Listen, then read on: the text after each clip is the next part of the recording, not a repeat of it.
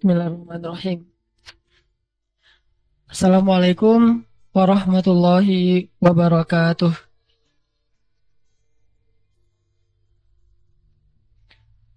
Alhamdulillah, alhamdulillahilladzi arsala rasulahu bil huda wa dinil haq liyudhhirahu 'ala ad-dini kullihi wa kafa billahi syahida. Asyhadu an la ilaha illallah wahdahu la syarikalah wa asyhadu anna Muhammadan 'abduhu wa rasuluhu la nabiyya ba'dah. Allahumma salli wa sallim wa barik ala sayyidina Muhammadin kama dzakarahu adz-dzakiruna al-akhyar. Wa salli wa sallim wa barik ala sayyidina Muhammadin makhtalafal lailu wan nahar. Wa salli wa sallim wa barik ala sayyidina wa habibina wa maulana Muhammadin wa ala al-muhajirina wal ansar. Pertama-tama kita selalu memuji dan bersyukur pada Allah Subhanahu wa taala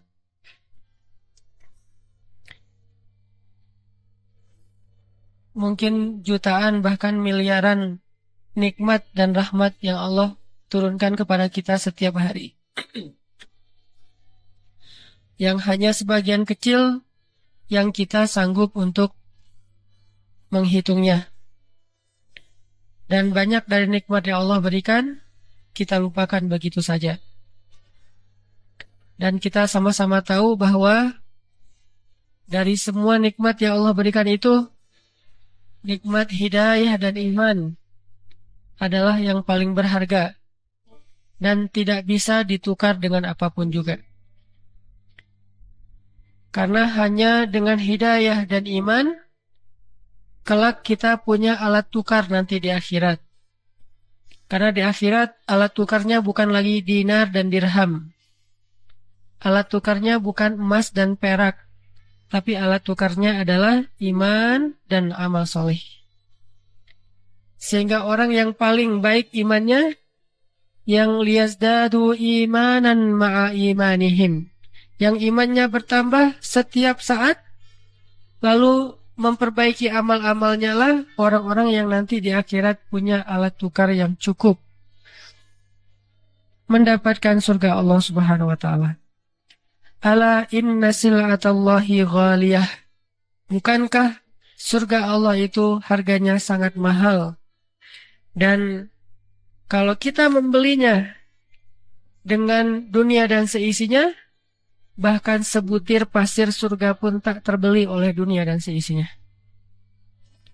Hanya bisa dibeli dengan iman dan amal solih yang diridhoi Allah Subhanahu wa ta'ala. Makanya orang yang beruntung itu orang yang beriman, walaupun miskin.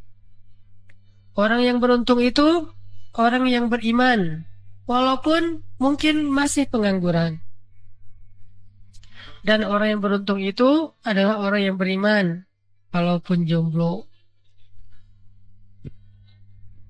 Ya kan? Daripada udah menikah tapi tidak beriman, mendingan single tapi beriman. Tapi yang paling keren mah udah menikah beriman pula. Punya anak. Sebelum berangkat ta'lim ada pesan, jangan lama-lama ya. Cia.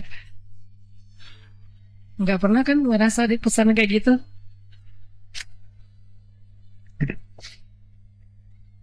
Nah, kita bersyukur kepada Allah Subhanahu wa taala. Terus saya pengen ngucapin untuk kesekian kalinya rasa takjub, bangga, respek dan terima kasih buat teman-teman semuanya yang sudah ngebela-belain datang ke Masjid Al-Furqan ini. Mungkin bagi sebagian jaraknya lebih jauh daripada yang biasanya di TSB, ditambah lagi dengan jam macet plus hujan dingin, tapi ngebela-belain datang dan bersabar untuk memarkirkan kendaraannya dalam keadaan hujan, lalu bersabar untuk ngantri di tempat wudhu, dan bersabar untuk duduk di dalam majelis ilmu walaupun dalam suasana yang kadang-kadang mungkin agak sedikit berdesak-desakan. Al-jaza ala qadril masyaqqah. Mudah-mudahan Allah membalas kita sesuai dengan tingkat kesulitan kita dalam beramal. Jadi orang yang paling banyak diberi pahala itu orang yang paling banyak ujian dalam beramal. Ada dua orang yang sholat yang sama, soft yang sama, tapi yang satu cacat, yang satu sempurna. Maka yang cacat ini lebih besar pahalanya karena bagi dia lebih sulit untuk beramal daripada orang yang sempurna. Begitu juga orang yang di masa muda mau duduk dalam majelis ilmu, mau istiqomah datang seminggu sekali atau bahkan lebih ke dalam majelis-majelis para ulama, duduk di dalam rumah Allah Subhanahu wa taala, itu bukan hal yang mudah buat anak muda. Kalau kita mau nurutin hawa nafsu kita nih, mau nurutin kemauan kita, ngapain kita capek-capek hujan-hujanan jauh ngebela-belain datang ke majelis ilmu di masjid? Kenapa kita nggak main game aja di kamar kita? Hangat, di sebelahnya ada kopi, ada mungkin kentang goreng. Udah gitu main game, nggak berasa udah 5 jam, 6 jam, dapetin kupon-kupon dan segala macam. Atau kenapa kita nggak belanja aja di PVJ? Kan sambil jalan tuh ngelewat tuh, aduh PVJ Al-Furqon, PVJ Al-Furqon, PVJ dulu gitu. Al-Furqonnya mah pas doa aja. Bisa aja kayak gitu kan, ngebela-belain datang ke taklim di usia muda. Yang lain mungkin jangankan taklim, datang ke masjid di sebelah rumah aja mungkin belum bisa istiqomah. Kelihatan di masjid setahun 2 kali, Idul Fitri sama Idul Adha. Atau kalau sholat Jumat pun kadang-kadang duduk paling belakang dan sambil ngegadget, sambil chatting. Begitu chattingnya sesama yang sholat Jumat lagi, ini khatib kok gini banget nih ceramahnya. Sama-sama cerita tentang khatib. Jadi khatib berkhutbah, dia curhat tentang khatib, menggibah. Nah ini ternyata kita bisa, alhamdulillah nih teman-teman di sini semuanya nih wajah-wajah yang pasti diingat oleh Allah dan para malaikat. Nggak ada cerita malaikat lupa. Wajah kayak asing gini, kamu ngapain sini ke pintu surga? Lah saya kan sering ikut taklim. Malaikat gitu. Kata malaikat teh, oh kamu yang di Al-Furqon teh ya, oh ya udah masuk aja deh. Gitu, alhamdulillah. Karena malaikat nggak ada yang lupa dengan wajah kita. Begitu melihat langsung mengatakan salaman salama, selamat datang, selamat datang. Gak ada malaikat yang yang pura-pura pengen melupakan kita. Itu nggak ada, karena ada baper pribadi dengan kita. Kalau teman mungkin kayak gitu ya, ketemu di jalan pura-pura nggak kenal. Apalagi mungkin dulu pas SMA pernah rebutan pacar gitu ya, udah aja pas reunian tanya dulu, si itu datang nggak? Kayaknya sih datang, soalnya dia lagi di Bandung sekarang. Udahlah, aku nggak datang dah kalau kayak gitu. Kenapa? Karena ada masalah pribadi. Malaikat mah nggak punya masalah pribadi dengan orang beriman. Asal orang beriman itu diridhoi Allah, dia langsung mengatakan dengan senyum, salaman, selamat datang, selamat datang. Dikasih welcome drink sama malaikat. Welcome drinknya apa? Yang ngasih welcome drink mah bukan malaikat, Rasulullah. Yaitu telaga Al-Kausar. Itu welcome drinknya Rasulullah di akhirat. Begitu minum welcome drink telaga Al-Kausar, udah nggak haus lagi selama-lamanya. Terus kalau nggak haus ngapain minum? Di akhirat orang makan bukan karena lapar. Orang minum bukan karena haus, tapi makan minum di akhirat karena dia senang. Itu beda. Makan karena lapar sama karena senang itu beda. Kalau karena lapar, begitu kenyang udah nggak nikmat. Kalau senang, dia senang terus dengan makanan itu. Dan by the way, makanan di akhirat setiap kali kita makan rasanya lebih nikmat daripada yang sebelumnya. Tidak pernah rasanya sama. Ini sama kayak kemarin, bosan nggak ada itu di akhirat. Lihat di dapur, masaknya ini lagi, misalnya sambal, misalnya kan ya, nggak ada sambal di surga, ya. Dan tidak ada dapur yang membosankan di surga. Selalu dapurnya itu wangi dengan aroma-aroma kesukaan kita. Kalau saya mah aromanya gampang aja, aroma durian. Durian di akhirat nggak tahu ya. Yang ada mah kurma, pisang, tuh delima itu buah-buahan yang ada di akhirat. Tapi kalau durian mungkin ada, tapi kayak durian Thailand gitu, nggak ada durinya. Semangkan. Oke, makasih teman-teman yang udah istiqomah, udah setia duduk dalam majelis ilmu. Mudah-mudahan teman-teman semua yang ada di sini dicatat termasuk golongan kedua di padang mahsyar yang dapat naungan Allah di hari tidak ada naungan selain naungan Allah. Syabun nasya'a fi ibadatillah. Seorang pemuda yang tumbuh dalam keadaan taat kepada Allah SWT. Itu golongan kedua loh, setelah pemimpin yang adil. Langsung pemuda. Karena memang pemuda ini istimewa. Lagi kita berharap dengan semangat teman-teman datang nih, niatnya jangan cuma mencari ilmu, tapi niat syiar juga. Apa tuh niat syiar? Mudah-mudahan dengan kedatangan kita dan meramaikan masjid di Bandung, ini menjadi kayak sunnatan hasanah. Jadi teladan baik, jadi inspirasi buat kota-kota yang lain yang ada di Indonesia, sehingga mereka jadi semangat untuk datang ke masjid gara-gara ngelihat pemuda di Bandung, maka setiap pahala mereka juga sama mengalir kepada kita. Karena niatnya syiar, bukan cuma niat untuk mencari ilmu. Niat mencari ilmu aja udah diberikan keistimewaan oleh Allah, apalagi plus syiar dakwah. Siapa yang menempuh jalan ke tempat-tempat ilmu, maka Allah akan memberikan dan memudahkan baginya jalan ke surga. Amin ya rabbal alamin.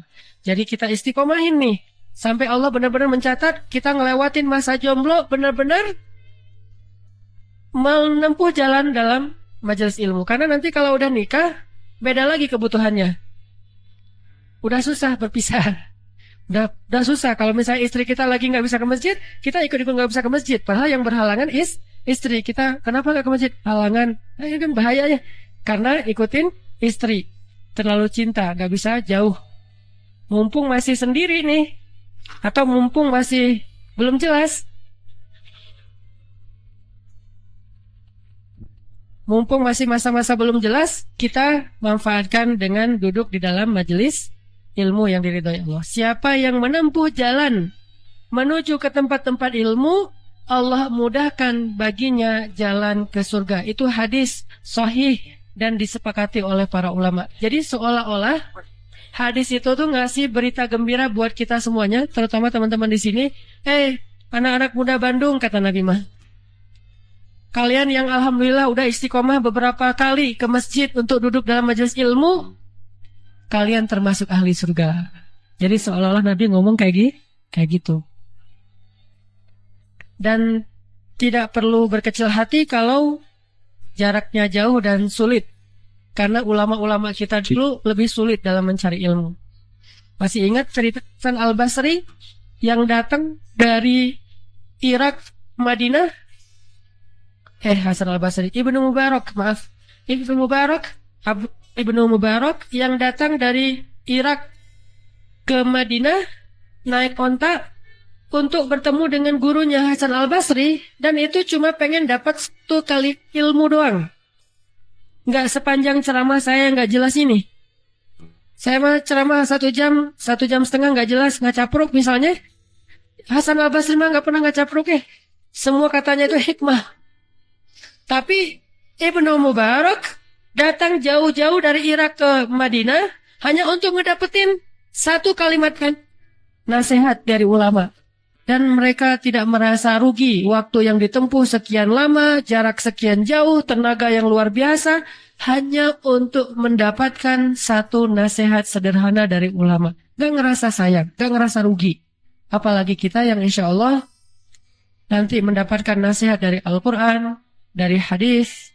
Kalau kita ngerasa materinya kita udah tahu, setidaknya itu untuk mentajdid, memperbaharui semangat kita dalam mengamalkannya.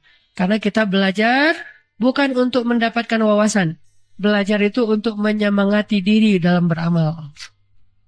Kalau orang mencari ilmu, ganti ini. Cek. Kalau orang mencari ilmu untuk menambah wawasan, maka dia akan sering bilang gini, itu mah gua bisa nyari di Google. Bisa googling, bisa cari di YouTube, atau bisa browsing. Kalau sekedar mencari wawasan, bisa baca sendiri. Sekarang kan gampang, tinggal baca broadcast saja kita bisa jadi ustadz. Ya. Ada berapa grup teman-teman di HP-nya? Minimal 3 grup. Setiap grup itu setiap hari ada broadcast, ayat, hadis, ceramah, segala macam. Kadang-kadang bentuknya video, file video gitu, tinggal kita membuka. Hanya dengan membaca itu, kadang kita bisa jadi ustadz loh. Wah, saya mau udah tahu hadisnya, ini udah tahu ceritanya, udah tahu ayatnya, udah tahu dalilnya, udah tahu. Kalau mencari ilmu itu sekedar menambah wawasan.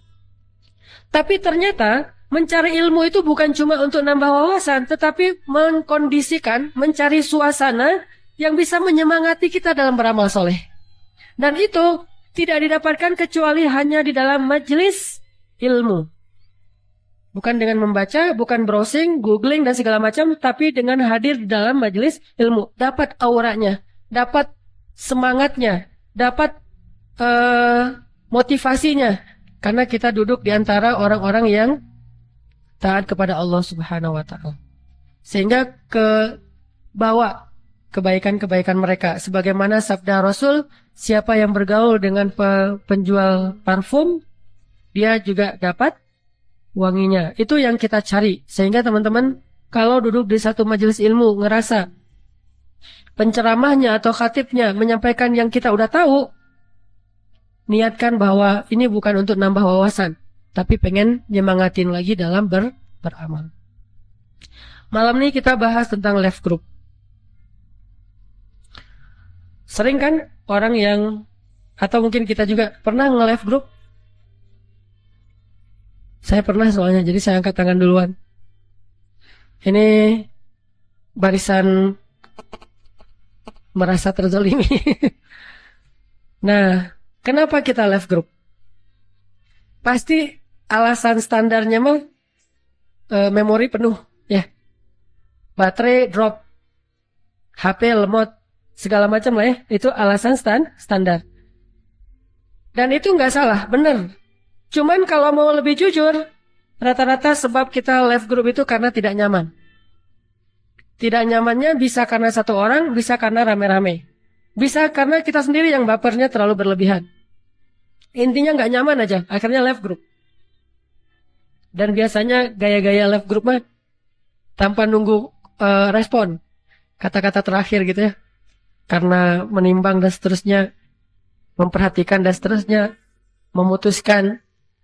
Maka saya karena banyak hal-hal yang tidak bisa diomongin di sini, saya minta maaf kepada semuanya. Saya akan live group, live aja langsung, hitungan detik.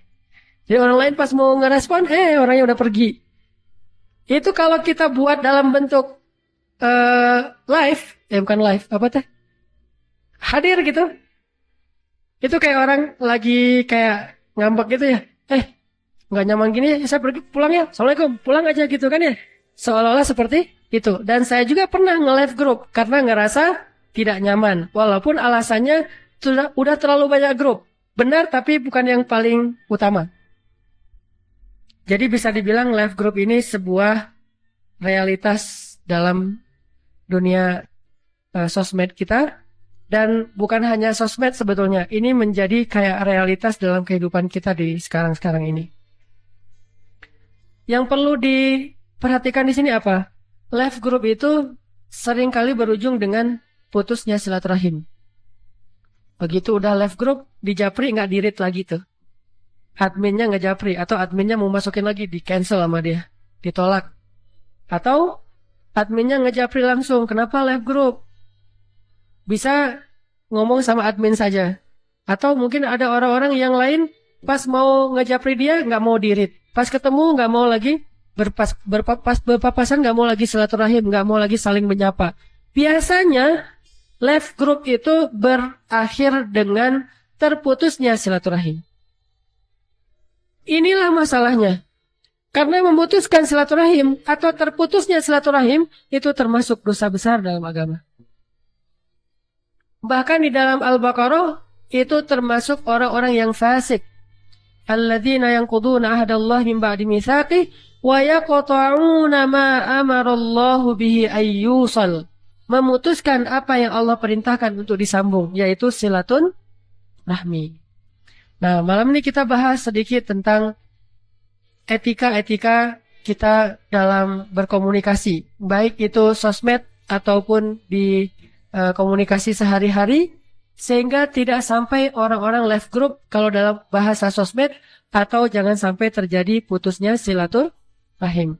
Dan kita juga perlu menekankan apa bedanya putus silaturahim dengan diputusin. Insya Allah nanti setelah sholat isya ya.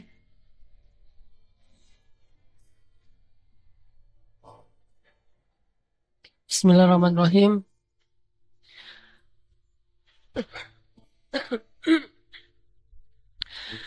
Teman-teman yang dirahmati Allah Subhanahu wa taala. Tadi kita sampai di mana? Diputusin. Kan banyak orang ketika diputusin tuh bilang, kan katanya nggak boleh memutusin silaturahim. Memutuskan silaturahim. Jadi kita perlu garis bawahi juga kalau mutusin dan diputusin itu bukan memutuskan silaturahim. Bahkan orang yang bercerai pun walaupun perceraian itu sesuatu yang tidak disukai, itu tidak disebut memutuskan silaturahim. Baru disebut memutuskan silaturahim itu, ini suaranya enak kayak gini. Baru disebut memutuskan silaturahim itu kalau kita tidak mau lagi saling ta'awun, saling tolong-menolong dalam kebaikan. Itu baru namanya memutuskan silaturahim. Sedangkan memutuskan hubungan status, itu bukan memutuskan silaturahim. Yang tadi statusnya pacaran, terus diputusin, jadilah single lagi, atau mungkin gak cuma single tapi pakai perasaan. Single yang pakai perasaan namanya jomblo. Kalau single doang masih mending ya. Kalau jomblo kan agak-agak baper tuh. Nah, itu bukan berarti mereka sudah putus silaturahim.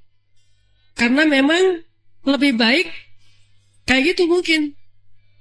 Daripada mereka berdua terus, barengan terus tetapi nambah dosa, ya udah kita putus aja yuk. Ayo. Sama-sama ikut talim nih. Yang cowoknya ikut talim, yang ceweknya ikut talim. Pulang talim putus. Ya, hebat tuh ya. Pulang talim putus, nyambung lagi di KUA. Wes.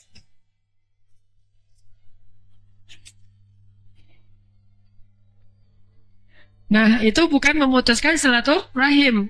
Sama juga orang yang misalnya left group. Tidak semua left group itu putus silaturahim, tapi biasanya memang berujung jadi putus silaturahim. Putusnya nggak mau lagi saling peduli, padahal sifat dari mukmin itu seperti satu tubuh. Idza ishtaka udwun tada'a lahu sairul jasad bis-sahari wal huma. Kalau salah satu organ tubuhnya mengeluh kesakitan, maka seluruh tubuh ikut merasakan as-sahru wal huma. Gak bisa tidur dan panas dingin. Jadi kalau kita udah nggak wihdatus syuur, udah nggak punya lagi rasa yang sama, udah nggak one heart, itu berarti putus silaturahim. Dan apa yang dialami oleh saudara kita di Suriah, Palestina, Rohingya, kalau kita nggak ikut ngerasa sedih seperti yang mereka rasakan, atau minimal sedikit ada rasa sedih, berarti kita memutuskan silaturahim. Jadi putus silaturahim itu bukan cuma nggak ketemu, karena ada kondisi yang nggak ketemu justru lebih baik. Kan ada kondisi kadang-kadang kalau misalnya kita ketemu, jadi malah nambah masalah ya. Jadi baper lagi, jadi nggak nyaman, jadi ingat kenangan SMA segala macam. Jadi mending nggak usah ketemu. Apalagi kalau dua-duanya udah punya pasangan, mending nggak usah ketemu aja. Tapi ngepoin Instagramnya. Nggak ketemu langsung, cari-cari. Wah, nama aslinya nggak ada, cari apa ya? Kira-kira dia kesukaannya apa? Ingat-ingat lagi. Sampai akhirnya ketemunya bukan nama aslinya, tapi ada satu kata yang bagi kita tuh dulu kayak jadi kata-kata lucu gitu. Yang kalau kita saling mengucapkan kata itu kayak ada bayat cinta gitu ya. Wah, nemu ternyata keywordnya kata-kata itu. Oh, berarti dia masih ada perasaan ke saya, masih ingat kata-kata ini atau apalah. Atau mungkin satu benda hadiah ulang tahun yang ke-17, Sweet 17 misalnya. Atau tempat yang kita pernah kunjungin pas dikepoin, kita pakai keyword itu ketemu. Oh, berarti dia ada perasaan. Gak boleh. Justru tidak ngepoin itu gak mutusin silaturahim. Bagus kayak gitu. Supaya sama-sama menjaga perasaan tulus kepada pasangan masing-masing. Saking gak boleh sampai jadi masalah, Nabi aja ngebolehin berbohong dalam bab ini loh. Tahu kan hadisnya? 3 bohong yang dibolehkan? Emang ada? Ada. Gibah ada yang dibolehin. Berbohong juga ada yang dibolehin. Salah satu dari 3 bohong yang dibolehkan itu, bukan salah satu, 3-tiganya nih. Yang pertama, bohong dalam strategi perang. Kepada musuh maksudnya. Masa mau ngomong, nanti kami bawa tentara sekian ya, masuknya dari jalur itu, kalian tunggu aja di depan sana. Itu mah konyol. Cuma Umar yang pernah jujur dalam masalah itu ketika mau hijrah. Kata Umar, ya ahla Makkah, ya ma'asyara Quraisy, fa'lamu anni muhajir. Wahai orang Mekah, wahai orang Quraisy, ketahuilah saya ini mau berhijrah. Siapa yang pengen istrinya jadi janda, anaknya jadi yatim, tunggu saya di balik bukit ini. Itu gaya Umar. Tapi tahu siapa yang paling hebat? Hijrahnya Rasulullah SAW. Nggak pamer, nggak nantang, tapi sembunyi-sembunyi. Jadi jangan bilang bahwa Umar itu udah paling keren. Tapi dia keren emang. Ada yang lebih keren lagi, Rasulullah SAW. Intinya adalah, ini ngomong apa ya? Jadi sering salah fokus gini. Keingat yang di rumah aja.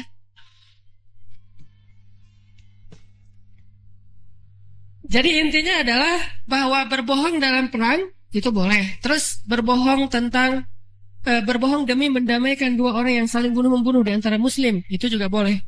Dan yang ketiga, bohong tentang masa lalu. Reunian, ketemuan di kafe. Itu siapa kok kayaknya dari tadi ngelihat kamu terus. Enggak, kan teman SMA, biasalah. Kita mah memang kayak gitu dari dulu juga, satu geng. Udah jangan ngomong kayak gitu. Gak usah terlalu jujur. Mah, papa mah gak bisa bohong sama mama. Itu emang mantan papa. Dan kita itu dari SMP loh. Dari SMP, dari SMA kita tuh bareng banget. Dan dia dulu tuh cinta mati banget sama papa. Malah pernah mau bunuh diri loh mah pas diputusin sama papa. Ini terlalu jujur, gak boleh. Tapi jangan sampai kita berdusta demi melakukan hal yang Allah larang. Selingkuh misalnya nggak boleh juga, lebih nggak boleh lagi nih. Berdusta dengan niat kita pengen lupain masa lalu, nggak usah diungkit-ungkit lagi. Jangan sok-sok jujur di situ. Papa nggak ada yang disembunyiin loh ya, Maya. Itu mantan papa, yang itu. Banyak, nggak boleh. Udah aja, teman mah. Tapi kok ngeliatnya kayak gitu, ya mungkin dia nggak pakai kacamata kali, jadi ngeliatnya agak-agak gimana. Biasanya sih dulu dia pakai kacamata. Oh ya udah, tenang kan? Beres sudah, jangan pas malam-malam di stalking dan segala macam, nggak. Intinya sampai kayak gitu. Nah, dan itu tidak disebut memutuskan silaturahim. Kalau kita perhatikan, sosial media ini, sosmed kita ini seringkali kehilangan nilai-nilai etika.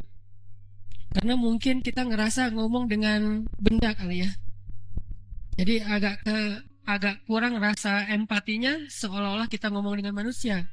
Karena kita tinggal ngetik doang, send, atau tinggal enter.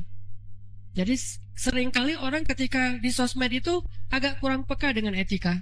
Padahal etika sosmed dengan etika kita ketemu langsung itu sama.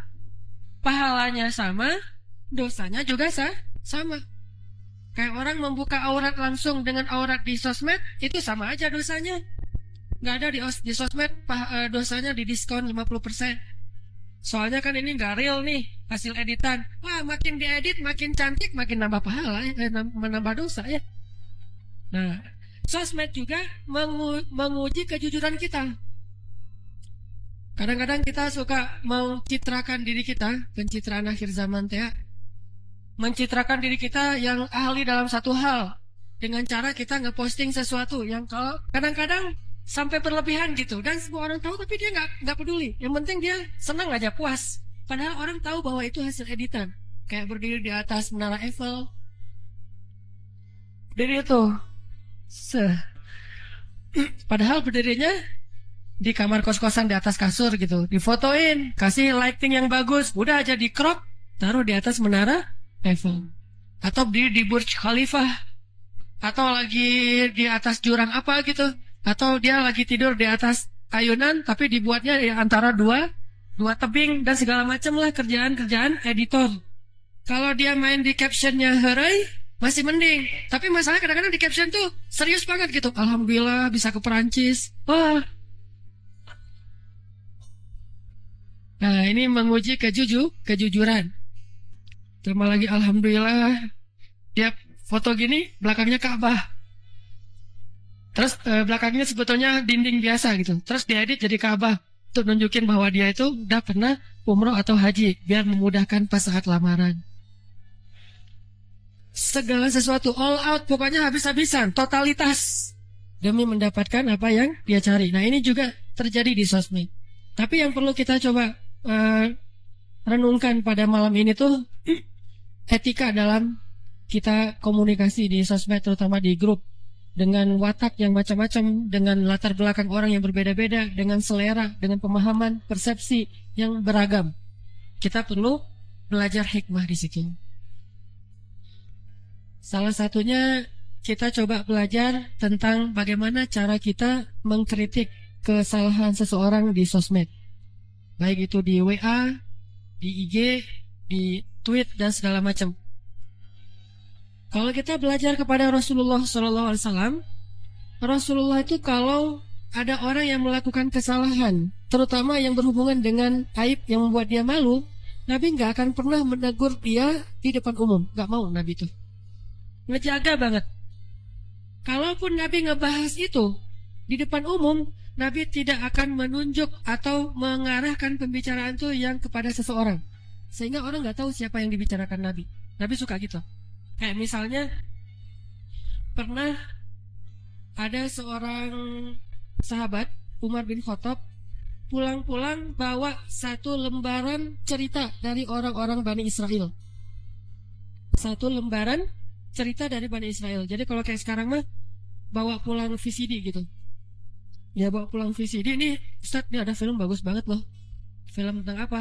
Itu tentang misalnya tentang olahraga ekstrim kan Ustaz senang kayak main air tuh. Ini ada point break segala macam. Oh bagus ya, kan gitu ya. Suka bawa pulang sih CD terus nunjukin ke Ustadznya. Ustaz, ini ada film bagus tentang apa? Ipin dan Upin misalnya. Nunjukin ke Ustadz karena Ustadznya agak-agak gitu. Nah, udah gitu nunjukin ke Rasulullah. Ya Rasulullah, ini ada cerita bagus banget nih dari Bani Israel dan sangat inspiring. Nabi mengambil kertas itu, digulung-gulung terus saya lupa apakah dibuang atau diusap sama Nabi sehingga hilang. Pokoknya disingkirkan aja sama Nabi. Setelah selesai itu, Umar duduk, Nabi berdiri di atas mimbar. Setelah selesai sholat, Nabi berdiri di atas mimbar. Kemudian Nabi mengatakan, wahai kaum muslimin, sesungguhnya Allah telah menurunkan kisah-kisah terbaik di dalam Al-Quran. Lalu Nabi membacakan surat Yusuf, yang isinya hampir seutuhnya adalah kisah. Untuk menegur Umar yang tadi membawa selebaran kertas yang isinya cerita Bani Israel. Tapi Nabi nggak mau bilang, wahai kaum muslimin, kalian jangan kayak orang itu tuh ya. Tuh Umar tuh. Umar, coba kamu jelasin apa tadi kesalahan kamu. Nah, Nabi nggak ngomong kayak gitu. Nabi ngomongnya dengan bahasa yang sangat elegan, santun. Nabi cuma bilang, wahai kaum muslimin, Allah telah menurunkan kisah terbaik di dalam Al-Quran. Lalu Nabi membaca ta'awuz, lalu membacakan surat Yusuf. Tiba-tiba Umar sendiri yang bangun mengatakan, ya Rasulullah, maafkan saya, raditu billahi rabba wa bi Muhammadin nabiyya. Umar yang mengaku kalau dia salah. Dan memang asbabun nuzul dari surat Yusuf itu karena banyak sahabat yang ngerasa kayak agak bosan tanda petik, bosan membaca ayat-ayat perintah dan larangan, mereka pengen ayat yang sifatnya lebih ringan. Akhirnya turunlah ayat-ayat kisah. Ini cara Nabi negur sahabat. Terus ada lagi sahabat yang ditegur oleh Nabi tapi di depan umum, tapi dengan bahasa yang lembut. Misalnya gini, ada cerita sahabat lagi sholat berjamaah. Sholat nih, kebetulan baru dapat satu sunnah. Sunnah mengucapkan doa bagi orang yang bersin. Yarhamukallah gitu ya. Bersin lagi, ya hadikumullah, bersin lagi. Apa ya? Udah 3 kali gitu kan ya. Yuslih balak misalnya, bersin lagi, udah tuh, udah habis doanya. Bersin wae gitu ya. Nah, ada sahabat bersin lagi sholat. Yang lain pada sholat, dia juga sholat bersin. Asyim gitu. Terus ada yang bilang, yarhamukallah, di dalam sholat. Begitu Nabi selesai sholat, Nabi duduk di atas, Nabi berdiri di atas mimbar, kemudian menjadikan itu sebagai tema. Dan itu tidak mencela, tidak akan membuat dia malu. Cuman Nabi tidak menunjuk, tidak melihat ke arah orang itu. Coba bayangin kalau lagi Nabi ngomong itu, besok-besok teh, kalau ada yang kan gak enak tuh. Nabi gak ngeliat ke arah dia. Nabi cuma ngomongin bahwa, wahai sahabat-sahabatku, bahasanya lembut. Kalau kita lagi sholat, kita dilarang membaca kecuali bacaan sholat. Baru dia, oh gitu ya Rasulullah, maaf, aku gak tahu. Nah udah aja, kayak gitu. Terus ada lagi sahabat yang keliru, Bakrah bin siapa gitu, datang ke masjid masbuk. Pernah masbuk? Gak pernah masbuk. Saya mah sering masbuk. Masbuk nikah. Telat maksudnya. Nah ya. Datang sahabat yang masbuk dalam sholat ke masjid. Orang udah sholat baru datang. Begitu dia masuk ke gerbang masjid, Nabi udah ruku. Karena dia pengen ngedapetin rakaat pertama bersama imam, akhirnya dia takbir di pintu masjid, lalu dia ruku, lalu dia jalan menuju shaf sambil ruku. Ini namanya improvisasi dalam sholat. Takbir aja, ruku. Aduh, kan shaf rakaat pertama bersama imam juga ada keistimewaan. Saya memang nggak mau ketinggalan, ruku, jalan sambil ruku, menuju ke barisan terbelakang. Udah selesai sholat, dia cerita sama Nabi. Gimana Nabi menyikapinya? Ketawa dulu. Jadi kalau kita ngelihat ada teman kita salah, kita tegurnya marah-marah, kita bid'ah tuh. Negur yang nyunnah itu senyumin dulu, baru ngasih tahu. Bukan marah dulu ngasih tahu. Berarti kita menyampaikan sunnah dengan cara bid'ah. Sampaikanlah sunnah dengan cara sunnah. Teksnya sunnah, ekspresinya nyunnah. Bukan hanya teksnya yang nyunnah nih. Teksnya nyunnah, ekspresinya nyunnah. Ada teman kita wudu salah-salah, kita liatin aja di belakang. Mas, wudu lagi. Kayak psikopat ya. Oh, bahaya ini orang nih, langsung wudu lagi gitu. Atau ada yang, maaf, kan banyak tuh cowok-cowok kalau lagi sholat, celananya mungkin terlalu ngepas sampai kelihatan aurat ya di belakang pas lagi ruku atau sujud. Jangan dicolek, jangan diapa-apain aja. Udah aja. Pas udah sholat, punten mas, saya sebetulnya nggak enak nih mau ngomong. Kenapa tuh? Tadi saya nggak sengaja ngelihat apa? Ya itu. Susah mau ngomongnya ya. Udah lah, nggak usah jelasin, mas sholat lagi aja. Tapi ini bajunya ditarik lagi ke bawah. Oh ini gitu.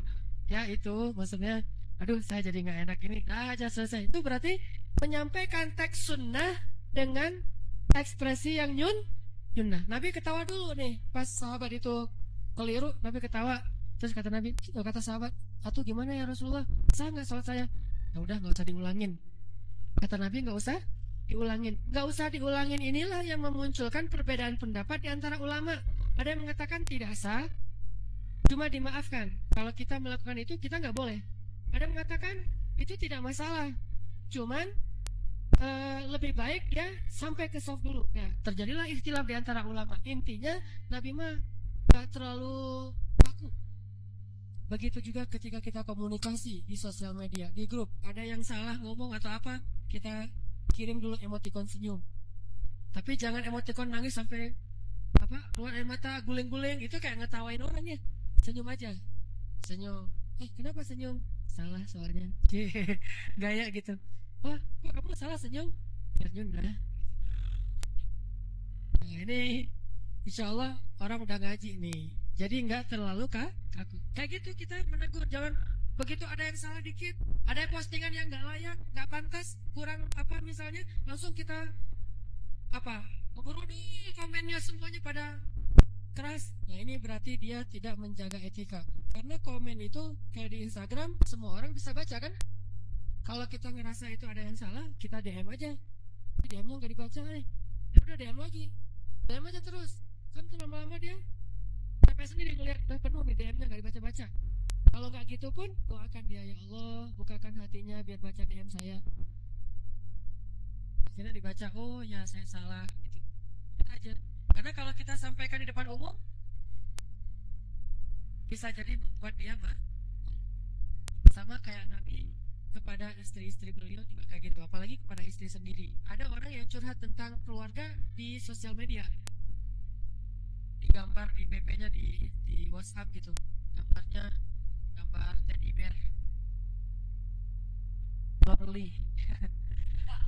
Teddy bear duduk di sebelah kaca, kacanya tuh berembun kayak habis hujan gitu, melihat pemandangan keluar yang sorrow, sore-sore dalam keadaan hujan mendung kan sorrow banget tuh, paling gak nyaman, dan dia duduk teddy bear sendiri sambil wajahnya sedih gitu. Jadi pesan moralnya apa, saya merasa kesepian, lonely, curhat. Kenapa? Karena mungkin lagi ada masalah sama pasangannya. Ada lagi yang lewat caption, mungkin postingannya biasa aja, postingannya tentang foto apa gitu, tapi captionnya tuh curhat banget, sampai ternyata gini rasanya disakitin, ya aja panjang gitu, sehingga semua orang tahu aib keluarga kita. Nah ini juga berarti kita tidak menjaga perasaan pasangan kita. Bahkan bukankah salah satu aib yang wajib sekali untuk kita tutupi adalah aib pasangan kita, terutama dalam masalah tempat tidur. Karena Nabi mengatakan diharamkan surga bagi seorang laki-laki yang bergaul dengan istrinya di malam hari, istrinya menyerahkan seluruh tubuhnya kepada suaminya, tapi di siang hari dia ceritakan aib istrinya kepada teman-temannya. Ini seburuk-buruk cerita. Maka kita harus banyak beristighfar. Kalian mah gak boleh istighfar ya? Belum ada. Kalau udah ada nanti ya, kalau udah ada jadi bekal tuh. Jangan cerita-cerita, gimana semalam? Wah, tahu gitu dari dulu, Jangan. Dari dulu apanya? Dari dulu saya nggak mau kayak gini-gini mah. Ternyata biasa-biasa aja. Atau apalah, nggak usah cerita-cerita. Udah cukup aja. Gimana semalam? Tahu aja, nikah aja sendiri. Kalau mau tahu rasanya, nikah aja, gitu kan ya. Ada yang semangat nih, luar biasa. Mau dipromosiin. Nah, jadi negurnya harus pakai etika, jangan sampai membuka aib orang lain. Kayak Nabi juga pernah ada masalah dengan seorang sahabat namanya Abu Ayyub Al-Ansori. Waktu itu Abu Ayyub Al-Ansori ini kan sahabat yang cukup, sebetulnya beliau tuh orangnya lembut, orang Ansor gitu loh kan ya, lembut. Tapi namanya orang lapangan, kadang-kadang suka ada gesekan, kelas kayak gitu sama Bilal bin Rabah. Bilal terkenal orangnya kritis. Gimana nggak kritis? Sampai Umar aja pernah berlindung kepada Allah dari Bilal. Saking kritisnya Bilal. Apa yang dibikin oleh Umar? Bilal interupsi. Ya Amirul Mukminin, saya interupsi. Sampai Umar bilang, ya Allah, aku berlindung kepadamu dari Bilal. Umar pernah kayak gitu loh sama Bilal, gara-gara Bilal itu terlalu kritis. Tapi Umar nggak pernah nyebut Bilal itu makar kan ya. Biarin aja Bilal, terserah dia mau mengkritik gimana, itu bukan makar, biasa kayak gitu. Umar Khalifatul Rashid, khalifah yang rasyidah, seorang khalifah yang sangat adil, yang dijamin masuk surga, dikritik habis-habisan oleh Bilal sampai mengatakan a'udzubillahi min Bilal, aku berlindung kepada Allah dari Bilal. Tapi di zaman setelah sahabat itu udah mulai muncul beberapa muslimin yang kurang bisa menjaga etika. Kayak ada yang mengkritik Umar juga lagi pakai baju bagus waktu itu, terus ada yang bilang, ya Amirul Mukminin, Kan Umar naik di atas mimbar habis sholat, terus ada yang kritik, tuh baju kenapa bagus banget, nggak pernah lihat perasaannya sebelumnya. Kayak gitu aja dipermasalahin dulu coba. Bayangin ada presiden yang posting, terus bajunya baru. Komennya, Pak, itu presiden, itu bajunya dari mana kok baru? Dari uang rakyat ya? Coba. Kalau ngomong kayak gitu kan ngeri tuh. Bahaya aja pokoknya ya. Nah ini ada yang ngomong kayak gitu pada Umar, itu baju dari mana? Jelasin dulu. Kalau enggak saya nggak akan dengar nasihat dari Amirul Mukminin. Bayangin, nggak akan didengar nasihatnya kalau belum menjelasin bajunya dari mana. Akhirnya Umar dengan rendah hati mengatakan, ini baju hadiah dari anak saya dan saya memakainya untuk membahagiakan dia. Oh ya udah lanjut lagi. Itu coba Amirul Mukminin diperlakukan. Di satu sisi Amirul Mukmininnya tuh nggak hard feeling, dia orangnya easy going. Tapi di sisi lain juga jangan berharap selalu orang itu easy going sama kita, sedangkan kita mah kurang menjaga etika. Sama-sama harus saling belajar. Yang objeknya belajar untuk tidak not hard feeling, jangan yang belajar untuk easy going, sedangkan ini belajar empati peka. Ini kalau saya ngomongin malu nggak ya? Ini kalau saya negur sekarang tepat nggak ya? Dan seterusnya timbangan. Sehingga kita menggunakan cara-cara yang paling selamat. Jadi Abu Ayyub itu ada masalah di lapangan sama Bilal. Bilal nggak bisa dikontrol, gerak sendiri akhirnya banyak masalah. Saking marahnya Abu Ayyub, dia bilang, Bilal jangan gitu, Bilal jangan gitu, Bilal jangan gitu. Karena nggak bisa diomongin baik-baik, akhirnya Abu Ayyub marah, bilang, Yabna Sauda, wahai anak perempuan yang hitam. Baru bilang Bilal menunduk sedih, karena yang disebut adalah ibunya. Sedih, Bilal pas pulang curhat sama Rasul datang ke rumah Rasulullah. Ada apa Bilal? Saya bergalau. Kenapa tuh kamu galau? Ini saya kemarin diomongin sama Abu Ayyub. Diomongin apa? Dia bilang saya ya udah sauda. Masya Allah. Udah ntar saya ngomong sama Abu Ayyub. Udah hanya Bilal pulang. Panggil Abu Ayyub. Ya Abu Ayyub. Tadi panggil ya Abu Ayyub. Benarkah yang dikatakan Bilal? Akhirnya kata Rasulullah, Fika syai'un min jahiliyah. Kalau kayak gini kamu tuh masih menyimpan sifat-sifat jahiliyah. Lalu merah wajah Abu Ayyub, merasa ditegur dengan kalimat yang sangat menyakitkan, yaitu jahiliyah. Dan itu kalimat menakutkan banget buat sahabat. Akhirnya dia minta maaf kepada Rasulullah. Kata Rasulullah, minta maaf kepada Bilal. Dicarilah Bilal oleh Abu Ayyub. Ketika ketemu Bilal lagi di pasar, dicium kaki Bilal oleh Abu Ayyub. Ya Bilal, depan orang. Bilal mengatakan, ada apa nih? Kata Abu Ayyub, tidak, saya tidak akan membalasnya.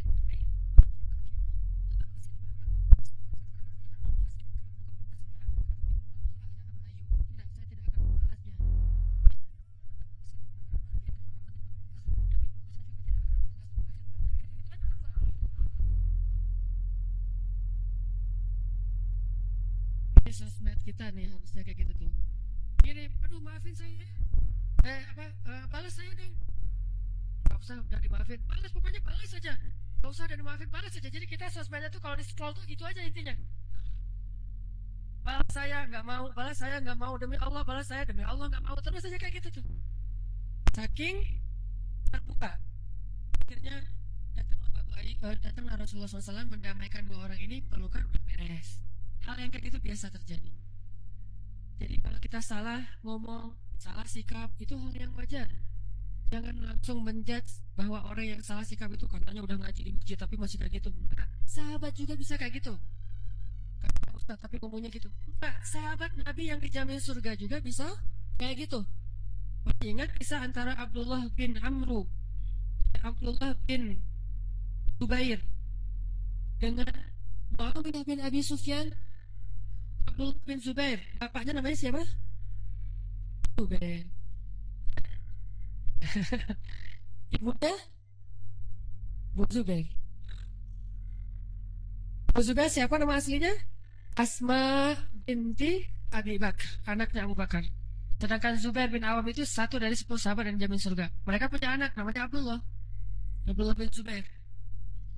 Anak yang kalau lagi sholat, yang ini ya, orang sesoleh ini nih, orang yang kalau usia 7 tahun Kalau dia sholat, merpati itu hinggap di atas kepalanya.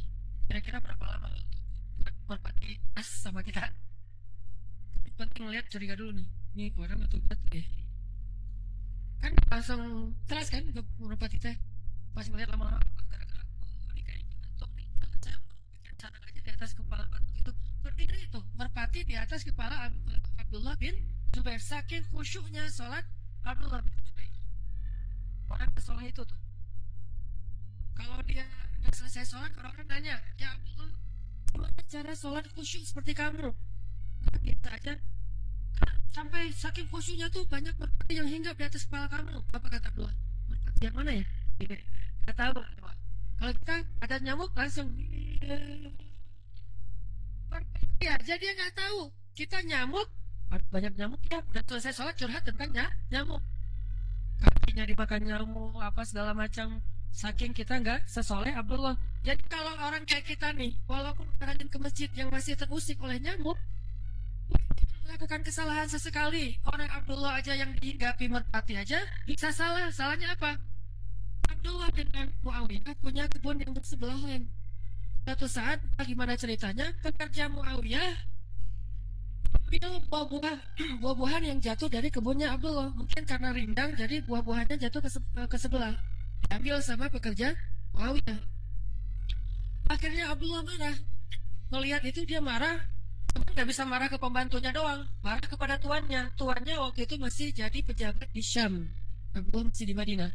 Dikirim surat oleh Abdullah kepada Muawiyah. Itu isi suratnya apa? Ya ibna akilatil akbat, wahai anak perempuan yang pernah makan jantung. Ibunya Muawiyah. Siapa ibunya Muawiyah? Hindun. Bapaknya Abu Sufyan. Hindun pernah makan jantungnya Hamzah setelah selesai perang Uhud. Sebelum dia masuk Islam dapat hidayah. Dan itu sebuah penghinaan. Mengungkit masa-masa jahiliyah. Akhirnya Abdullah bilang, Yabna akilatil akbat, wahai anak perempuan yang pernah makan jantung. Kamu tahu nggak? Kamu itu zalim kepada saya. Pekerja kamu gini. Cerita panjang lebar. Muawiyah membaca cerita surat itu menangis. Sedih karena ibunya dibawa-bawa. Tapi dalam keadaan kayak gitu Muawiyah easygoing. Dia balas suratnya dengan kalimat Bismillahirrahmanirrahim. Assalamualaikum warahmatullahi wabarakatuh. Yabna zatin nitaqain. Yabna hawarir rasul. Coba. Ibunya Abdullah itu punya julukan namanya zatin nitaqain. Perempuan yang punya dua ikat pinggang. Dan itu pujian. Karena dulu Asma pernah membelah ikat pinggangnya. Yang satu dipakai untuk mengikat bawaan Rasulullah ketika hijrah. Satu lagi dipakai sendiri. Dan itu bentuk dari pengorbanan Asma dalam membantu Nabi hijrah. Berarti itu pujian. Sedangkan bapaknya Abdullah, siapa tadi? Zubair bin Awam, itu julukannya Hawarin Rasul. Kan Nabi Isa juga punya Hawariyin. Nah, Hawariyinnya Rasulullah salah satunya adalah Zubair bin Awam yang rela mati demi Rasulullah. Muawiyah dalam keadaan sedih membalas kalimat, wahai anak perempuan yang punya dua ikat pinggang, pujian, dan anak seorang laki-laki pembela Rasulullah. Saya minta maaf atas semua kesalahpahaman ini. Nanti saya akan kembalikan hak-hak kamu yang diambil oleh pekerja saya. Membaca surat ini, Abdullah baru ngeh bahwa dia salah ngomong. Kayak gitu menyelesaikan masalah di sosmed. Jangan balas-balasan saling mencela. Akhirnya Abdullah karena ngerasa feeling guilty, dia langsung ambil kudanya berangkat ke Syam. Orang dulu kalau minta maaf gak lewat SMS, gak lewat sosmed. Minta maafnya ketemu langsung. Kalau sekarang maaf ya udah aja gitu. Ketemu orangnya, datang ke sana, dan bukan cuma minta maaf, ngasih hadiah. Jadi kalau kita ngerasa salah sama teman kita, minta maaf aja. Tergantung tingkat kesalahan. Kalau kesalahannya gara-gara kita dia jadi putus, nah tuh hadiahnya berat. Jadilah mak comblang buat dia. Cie. Ini saya cariin buat kamu ya. Khawatir Tazan. Datang nih Abdullah ke Syam menemui Muawiyah. Begitu ketemu dengan Muawiyah langsung dipeluk sama Abdullah. Wahai Muawiyah, maafin saya sebagai bentuk rasa penyesalan saya dan saya pengen dimaafin. saya hadiahkan seluruh kebun saya untuk kamu ya. Kayak gitu cara mereka menyelesaikan urusan di antara mereka. Gak sampai putus silaturahim. Gak ada cerita, kok udah lama ya gak dengar cerita tentang Abdullah dan live group, kata teman-teman. Gak ada. Udah kalau ada masalah, ayo kita selesaikan dengan cara japri, dengan cara DM, dengan cara off the record, jangan sampai ketahuan orang lain. Dan kalau perlu, saking seriusnya untuk menyambung kembali silaturahim yang terputus karena hawa nafsu, karena emosi, karena marah, saking seriusnya pengen nyambungin silaturahim, beri hadiah. Dan tahadu, saling berhadiahlah kalian, maka kalian akan saling mencintai, terbangun lagi silaturahim. Mudah-mudahan ini bisa kita jadikan penyemangat dalam kita membangun silaturahim lewat sosmed dan menjaga etika sebagai objeknya. Kalau sekali kita jadi objek, jangan menjudge, oh katanya orang soleh tapi kok gitu, enggak. Tapi kita no hard feeling dan coba memaafkan, seperti Muawiyah memaafkan Abdullah, seperti Bilal memaafkan Abu Ayyub al-Ansari. Mudah-mudahan ini bermanfaat. Barakallahu li wa lakum. Mari kita berdoa kepada Allah Subhanahu wa taala. Semoga Allah melapangkan dada kita, menjadikan ilmu ini ilmu yang bisa kita amalkan. Bismillahirrahmanirrahim. Rabbana zalamna anfusana wa illam taghfir lana wa tarhamna lanakunanna minal khasirin. Rabbana atina min ladunka rahmah wa hayyi' lana min amrina rashada waj'al lana min kulli dhiqin makhraja wa min kulli hammin faraja wa min kulli usri yusra. Rabbana hab lana minas salihin. Rabbana hab lana min azwajina wa dhurriyyatina qurrata a'yun waj'alna lil muttaqina imama. Allahumma inna nas'aluka ilman nafi'a wa qalban khashi'a wa rizqan tayyiba wa 'amalan mutaqabbala. Ya Ghaffar, اغفر ذنوبنا يا تواب تب علينا. اللهم انصر الإسلام والمسلمين. اللهم انصر المسلمين في فلسطين. اللهم انصر المسلمين في سوريا. اللهم انصر المسلمين في العراق. اللهم انصر المسلمين في روهينيا. اللهم أعز الإسلام والمسلمين واهلك الكفرة والمشركين. اللهم عليك باليهود، عليك بكفرة من النصيرية، عليك بكفرة من الرافضة، عليك بالكفرة من الحوثية. Ya Allah, ya Arhamar Rahimin, ampunkanlah dosa-dosa kami ya Allah. Kami sadar sampai hari ini masih ada dosa-dosa yang tersangkut di dalam timbangan-timbangan kami ya Allah. Kami sadar itu karena kami merasa belum terlalu khusyuk di dalam sholat, dan itu pasti sebabnya adalah dosa. Karena kami merasa belum terlalu istiqomah dalam amal sholih, dan pasti sebabnya karena dosa. Kami merasa belum terlalu berbakti kepada orang tua, dan pasti itu adalah dosa. Kami merasa mengantuk ketika membaca Al-Quran, pasti sebabnya karena dosa. Kami merasa berat untuk bangkit sholat malam, sebabnya pasti karena dosa. Kami merasa berat untuk melangkahkan kaki ke masjid terutama di waktu subuh, sebabnya pasti karena dosa. Kami mudah tersinggung dan marah, sebabnya pasti karena dosa. Kami sering sedih dan khawatir, sebabnya pasti karena dosa. Rezeki kami kadang terasa susah dan sulit sekali mendapatkannya, sebabnya pasti karena dosa. Ilmu yang kami dapatkan belum bisa kami amalkan dengan istiqomah dan baik, sebabnya pasti karena dosa. Orang-orang menjauh dari kami dan terputusnya silaturahim, sebabnya pasti karena dosa. Maka kami sadar ya Allah, dosa kami masih banyak. Karena dosa-dosa itulah hidup kami menjadi sulit. Karena dosa-dosa itulah rezeki menjadi sulit. Karena dosa-dosa itulah hati menjadi tidak lapang. Karena dosa-dosa itulah iman menjadi lemah. Ampunkanlah dosa kami, ya Allah. Sehingga dengan ampunan-Mu, Engkau mudahkan rezeki bagi kami. Dengan ampunan-Mu, Engkau mudahkan jodoh bagi kami. Dengan ampunan-Mu, Engkau mudahkan kami dalam beramal sholih. Dengan ampunan-Mu, Engkau mudahkan kami untuk dekat dengan Al-Quran. dekat dengan orang solih, dekat dengan rumahmu, dekat dengan majelis-majelis kecintaanmu ya Allah. Ampunkanlah dosa kami ya Allah, terutama dosa kami kepada Engkau ya Allah, lalu dosa kami kepada orang tua ya Allah, dan dosa kami kepada semua orang yang pernah kami berinteraksi dengannya. Ampunkanlah dosa kami ya Allah. Siapa lagi yang bisa mengampuni dosa selain Engkau? Tidak ada tempat bagi kami untuk kembali dan memohon ampunan kecuali hanya kepada Engkau ya Allah. Ya Rabbana, Engkaulah pencipta langit dan bumi. Engkau maha kuasa. Tidak ada sesuatu pun yang Engkau kehendaki kecuali pasti terjadi. Engkau hanya mengatakan kun, maka segalanya bisa terjadi dengan seizin-Mu ya Allah. Maka tolonglah saudara-saudara kami di Palestina. Tolonglah saudara-saudara kami di Suriah. Tolonglah saudara-saudara kami di Irak. Tolonglah saudara-saudara kami yang terusir di Rohingya. Mereka tidak bisa mendapatkan kehidupan yang layak dan nyaman seperti kami di Indonesia.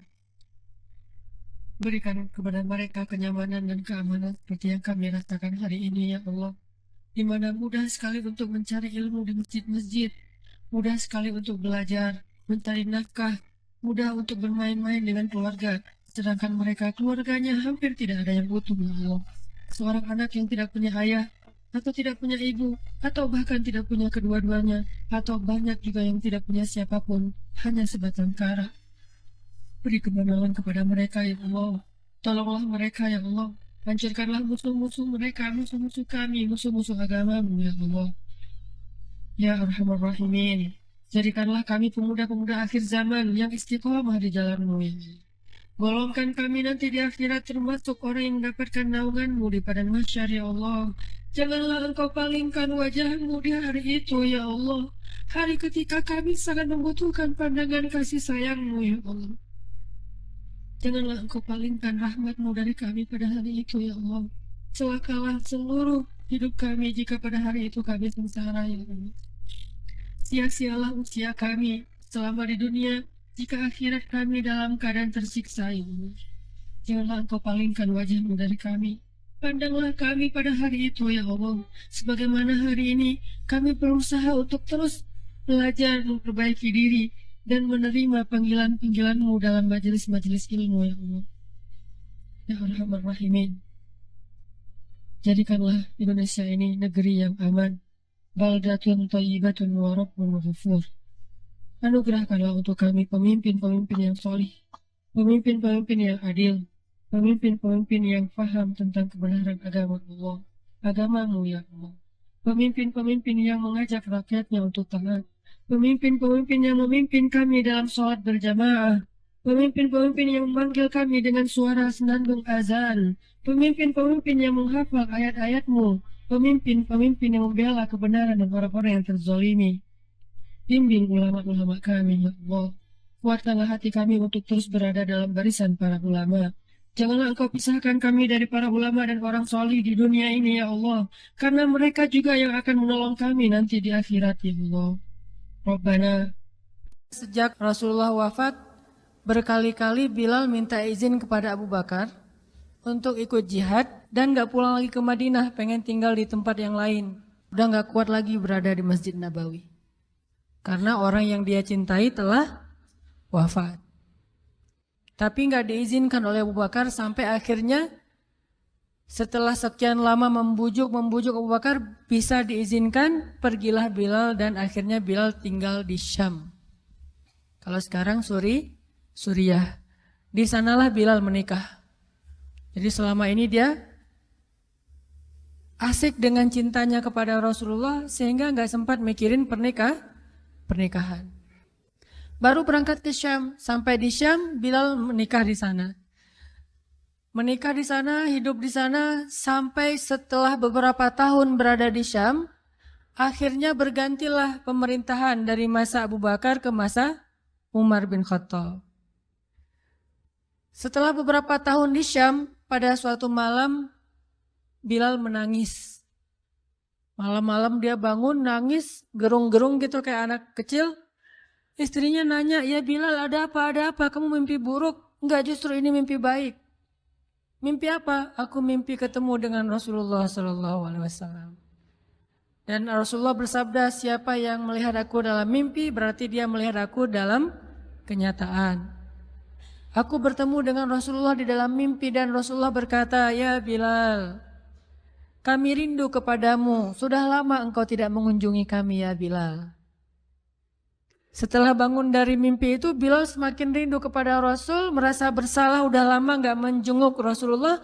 Akhirnya Bilal pun memutuskan untuk, kalau bahasa kita mah umroh, memutuskan untuk ziarah ke makam Rasul. Berangkat Bilal dari Syam, umroh ziarah ke makam Rasul. Melihat Bilal masuk lagi ke kota Madinah, penduduk Madinah itu berasa seperti hidup lagi di zaman Rasul. Senang gitu, dan Umar sangat senang dengan kedatangan Bilal. Sehingga selesai Bilal sholat, selesai Bilal ibadah-ibadah sunnahnya, termasuk menjenguk atau berziarah ke makam Rasul dan Abu Bakar. Kemudian Umar berkata kepada Bilal, ya Bilal, sudah lama kami tidak mendengar suara azan darimu. Tolong kumandangkan sekali lagi azan seperti engkau mengumandangkannya di masa Rasul. Kami rindu ingin merasakan suasana di zaman Rasul. Benar Bilal, kata para sahabat yang lain yang ada di situ. Umar, kemudian Abdurrahman, beberapa orang sahabat, ya Bilal azan, kami ingin mendengar suaramu seperti dulu kami mendengarnya di masa Rasul. Kata Bilal, saya tidak akan kuat. Kata mereka, coba dulu kamu usahakan karena kami ingin sekali mendengarnya. Saya tidak akan kuat. Cobalah wahai Bilal demi kami supaya kami bisa semangat lagi dalam beramal soleh mengikuti perjuangan Rasulullah. Akhirnya karena udah dipaksa terus, Bilal pun mengumandangkan azan. Allahu Akbar, Allahu Akbar. Kota Madinah kaget mendengar suara Bilal. Orang-orang yang ada di rumah semuanya mengatakan, apakah Rasulullah sudah bangkit kembali? Apakah Rasulullah sudah bangkit kembali? Mereka semuanya kaget dan bahagia, seolah-olah Rasulullah sudah bangkit dari kematiannya. Seperti Isa seolah-olah diturunkan kembali setelah dia diangkat ke langit. Satu kota Madinah tuh kaget bahagia gitu. Kayak seorang ibu yang kehilangan anaknya tiba-tiba mendengar suara anaknya dari jarak dekat dan ingin dipeluk segera anaknya itu. Saking rindunya mereka kepada Rasulullah. Allahu Akbar, Allahu Akbar. Pasar yang tadinya ramai tiba-tiba sepi mendengar suara Bilal yang masih sayup-sayup.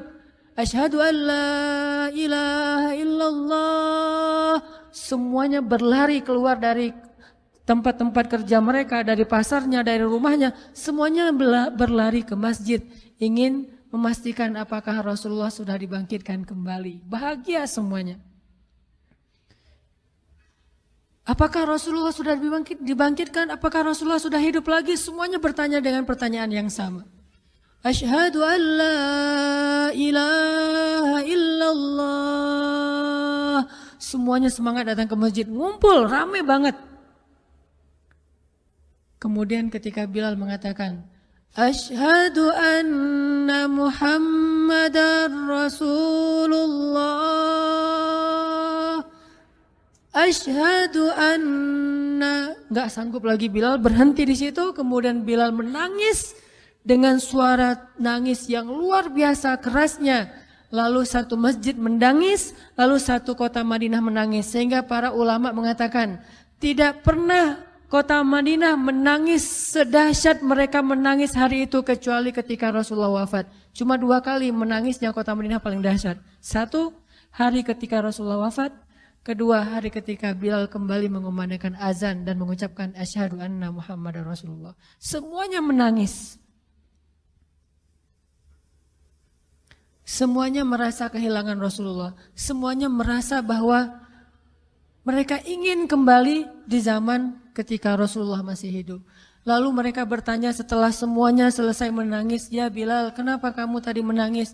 Kata Bilal, dulu biasanya kalau saya selesai mengumandangkan azan, saya akan datang ke hujrahnya Rasul. Hujrah Rasulullah itu kamarnya Rasul, rumah kecilnya Rasul. Selesai azan saya akan datang ke rumahnya Rasulullah dan memanggil, ya Rasulullah as-salah, as-salah. Rasulullah nggak keluar sampai mendengar suara Bilal memanggil beliau secara khusus.